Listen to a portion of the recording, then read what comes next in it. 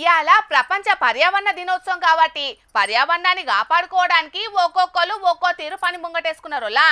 మరి ఇట్లా ఒక్కరోజు చేస్తేనే అయిపోదు కానీ కనీసం ఇవాళ ఒక్కరోజన్న చేయాలని పర్యావరణానికి ఇబ్బంది కలగకుండా మెదిలే ఉపాయాలు చేసిండ్రు.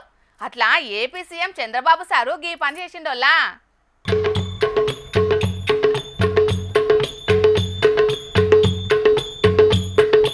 వయసు మీద పడ్డా తగ్గేదే లేదన్నట్టే చేస్తున్నాడు కదా సీఎం చంద్రబాబు సారు. ఇవాళ ప్రపంచ పర్యావరణ దినోత్సవం కాబట్టి విశాఖపట్నంలో ఏర్పాటు చేసిన కార్యక్రమాలల్లా పాల్గొనేటందుకు పోయిండు. విశాఖ ఏయూ గ్రౌండ్స్ నుంచి నోవాటల్ దాకా సీఎం సారు సైకిల్ సవారీ చేసింది. ఇట్లా టక్కు టక్కు సైకిల్ దొక్కుకుంటా 5.5 కిలోమీటర్ల దూరాన్ని 21 నిమిషాలలోనే చేరుకొని అక్కడున్నోళ్ళందరి లోపల జోష్ నింపిండు.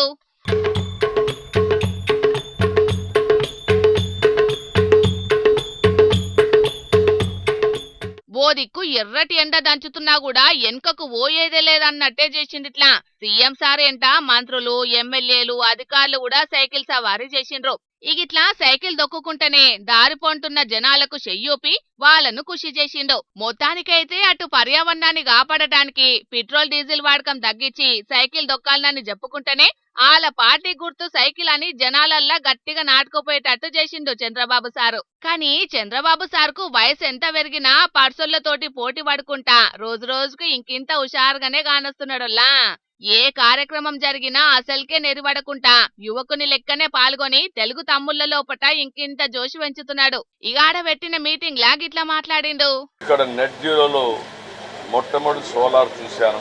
కరెంట్ మనమే ఉత్పత్తి చేసుకోవాలి. రెండో చెట్లు.